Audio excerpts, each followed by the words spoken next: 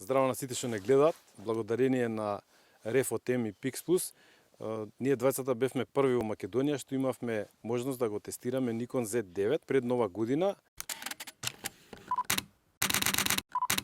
Велијан стана и собственик на првиот Z9 во Македонија и сега после месец дена активно користење може да ни раскаже малце повеќе за неговото искуство со овој апарат и да не должам многу. Првото прашање за ергономијата. Ја генерално бев задоволен со ергономијата на Z моделите на Nikon. Можам да кажам дека се прв пат имаат на вистина ергономија која што наликува на DSLR. Ми се допаѓа што е малце поробустна камера. Наликува на D5-ката и D6-ката на Nikon. Си има вертикален грип, извонредно одлично, значи лежи во рака, командите се добро поставени, има поголем број на функционални копчиња за разлика од претходните камери во Z линијата. Nikon вложил труд во оваа камера. Ги послушал професионалците, што би се рекло, и љубителите на фотографија на птици и на див свет. Па би рекол дека ги презеде позитивните страни од DSLR-овите нивни, поготово од професионалната линија D6, D5 и така натаму наназад, и дека направил една одлична комбинација меѓу досегашните добри страни на апаратите од Z линијата и нивните класични F модели, т.е. DSLR-и. Нешто за батеријата? Значи батеријата е одлична. Комотно може човек цел ден да слика со оваа батерија. Што се однесува до фотографија, за видео не го имам користено толку многу, така да не можам да кажам дека може да издржи цел ден и видео снимање, али што се однесува до сликање, комотно со малце внимание мислам дека може да се истурка денот без никаков проблем. Мене ми требаше време да се навикнам на безшумноста негова и на тоа што кога ќе го ставиш на многу фотографии, ти треба време да сватиш дека тоа што светка у viewfinderот уствари се број на фотографии и дека картичката многу брзо се полни. Дали истиот проблем го имаш и ти? Јас имав два проблема. Првиот проблем беше што почнав да правам многу слики неразумно.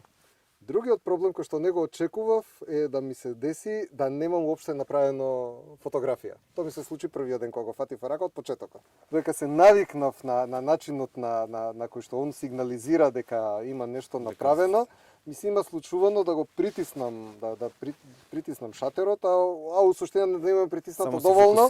Да, и да не се случи ништо. Реално, кога сликате со 20 слики у секунда, се прават 1000 фотографии, додека да стане јасно што се случува. И тоа е голем проблем после во пребарувањето и бришењето на фотографиите, бидејќи не е едноставно да треба да прегледаш, не знам, 4, 5, 6 илјади фотографии од 2-3 сата. Да, јас кога го имав на тестирање во препродукцијскиот за некои 2,5 часа што ги снимав младите тенисери, успеав да направам 3.500 фотографии, од кои што ми се крена косава на главата.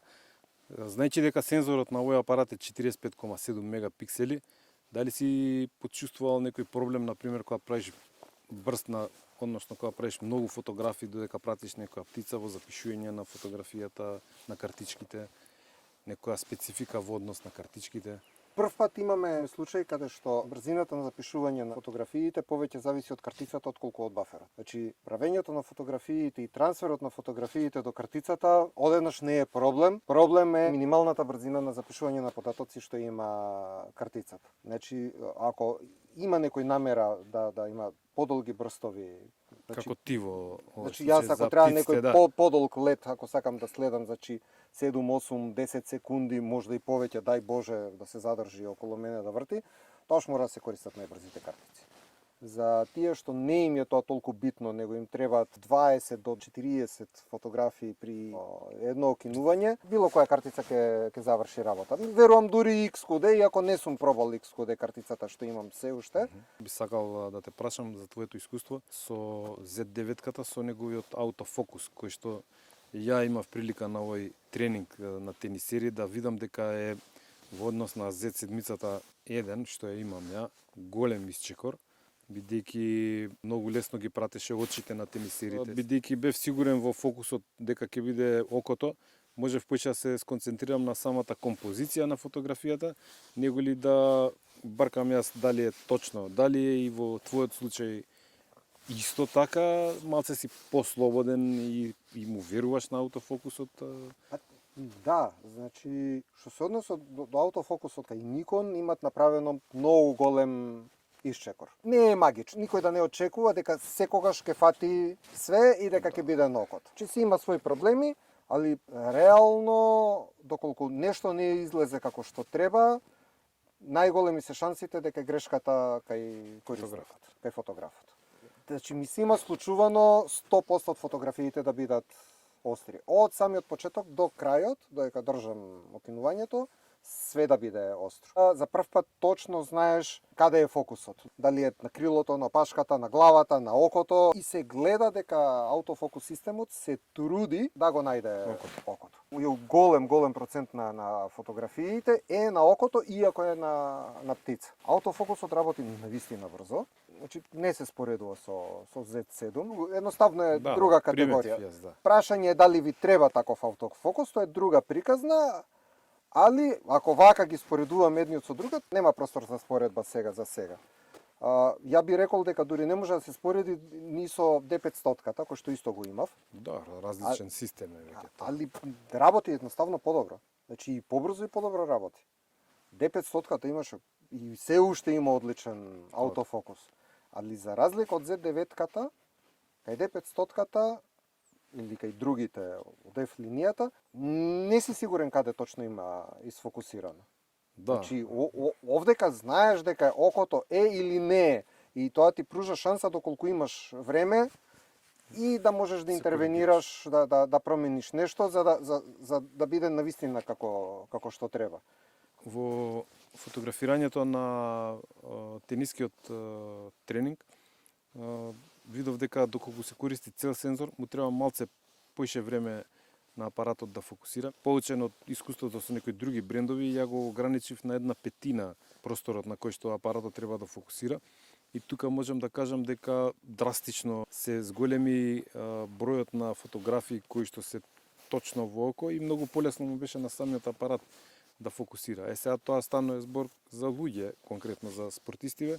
Дали кај тебе, кај птиците, го користиш тој начин на фокусирање или користиш на цел сензор? Значи зависи од сцената.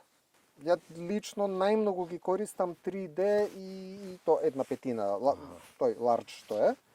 Али сум користили full frame и само точка. За баш прецизна работа, кога, например, птицата не се движи многу, е стоечка, во сенка, лоши светлински услови, така натаму слаб контраст, тогаш ќе си оди на точка. Повторно ќе напоменам, бидејќи за разлика од Z7-ката може тоа брзо да се смени, не е никаков проблем.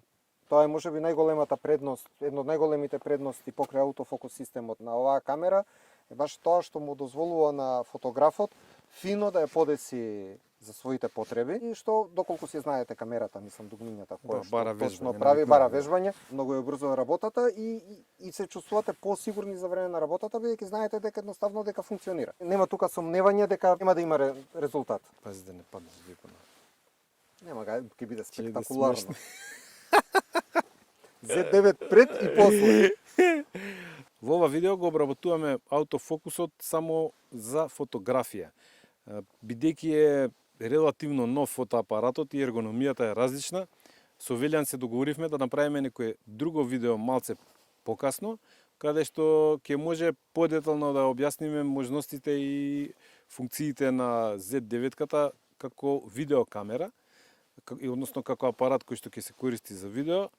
И сега останува Велјан да се навежба.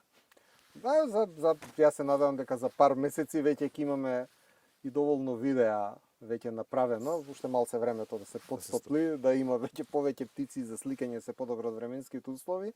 Мислам дека ќе можеме подетално веќе да зборуваме дали колку добро или можеби не дај Боже има и некој проблем да се јави, али за сега со оваа камера колку што гледам од мене и од други корисници нема некои поголеми забелешки. 8К ќе го оставиме кога ќе најдеме компјутер кој што ќе може да го репродуцира. Да сме живи и здрави, бидејќи сега за сега ја не можам со 8К да излезам на крај. И на крај да ви се заблагодариме што го гледавте ова видео.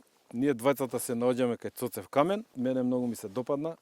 Значи, местото е надреално, доколку имате време и можност, дојдете, посетете го. Ние денеска прв пат доаѓаме оваму, немам зборови. И не идете Google Maps кај што ви кажува, него ли кога стигнете на раскрсницата, продужете право. Да, Ќе видите една држате. куќишка во далечината, таа е таа, само идете по патот. Ние на 3 места отидовме, сите беа погрешни. Да, максимален број на грешки направивме. Да, така да ова беше нашето јавување од Цоцев Камен, директно за Z9. Продолжите да не гледате, кликнете на subscribe и Велјан ќе ми биде гостин во следното видео за видео. Чао! Поздрав до сите, пријатно.